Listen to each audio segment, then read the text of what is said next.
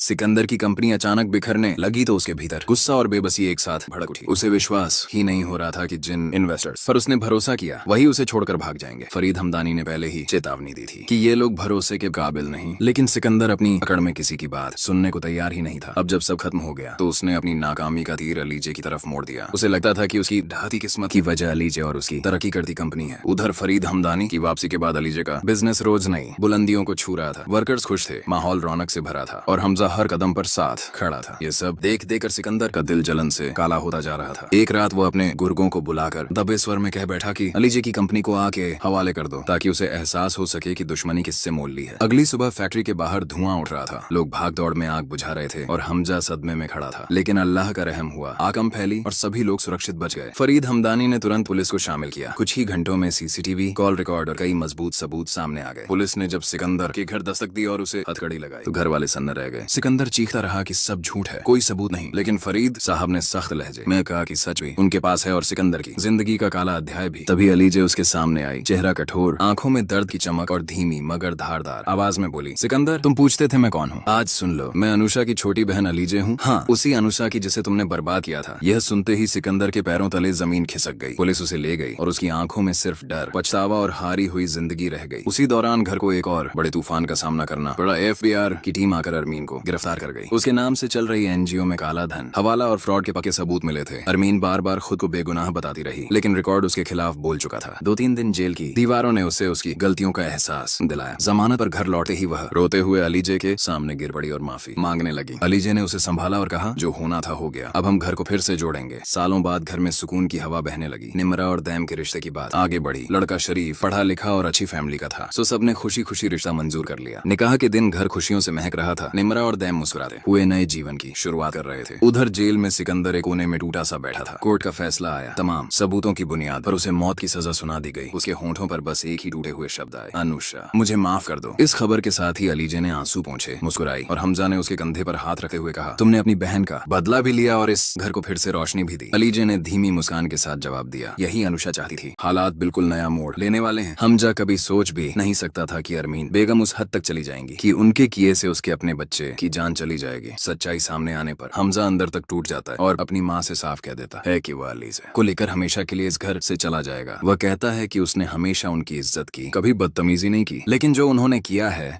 उसकी माफी वह खुद अपने दिल में जगह नहीं दे सकता। अरमीन बेगम पछतावे में डूबी, कहती हैं कि उनसे बहुत बड़ा गुनाह हो गया है और वह अलीजे से भी माफी मांगने को तैयार हैं। लेकिन हमजा अब इस घर में रहना ही नहीं चाहता। उसे अब समझ आ चुका है कि अरमीन बेगम कभी अलीजे को अपनाना ही नहीं चाहती थी और उसे दूर करने के लिए इतना बड़ा खेल खेल बैठी कि खुद अपने ही बेटे की जिंदगी तबाह कर डाली। दूसरी तरफ कहानी का एक और मोर्चा उभरता है, सिकंदर और फरीद साहब का टकराव। फरीद साहब बार बार उसे समझाते हैं कि जिन लोगों पर वह भरोसा कर रहा है वही उसके बिजनेस को बर्बाद कर देंगे, लेकिन सिकंदर अपनी ही दुनिया में खोया हुआ है। वह अपने बाप की किसी बात को अहमियत नहीं देता और उल्टा उन्हें ही ताना मारता है कि वह सिर्फ हमजा की फिक्र करते हैं। असलियत यह है कि मार्केट में फैल चुकी अफवाहें और हफीज साहब वाले मामले ने पहले ही कंपनी की नींव हिला दी है। फरीद साहब देखते ही देखते अपनी मेहनत से खड़ी की गई कंपनी को ढहता हुआ महसूस करते हैं, लेकिन सिकंदर अपनी जिद में अंधा हो चुका है। उधर अरीशा भी शक और बेचैनी में डूबी हुई है। अलीजे उसे बताती है कि सिकंदर कभी किसी का नहीं हुआ, कई लड़कियों की जिंदगी तबाह कर चुका है और जिस अनुषे को अरीशा लेकर चलती है कि सिकंदर ढूंढ रहा है वह अब इस दुनिया में नहीं। अरीशा हैरान रह जाती है जब अलीजे बताती है कि अनुषे उसकी अपनी बहन थी और सिकंदर ने उसकी जिंदगी को इतना बर्बाद किया कि वह मजबूरी में अपनी जान लेने पर मजबूर हो गई। अब सारी कड़ियां अरीशा के सामने खुलने लगती हैं, सिकंदर की बेरहमियों की,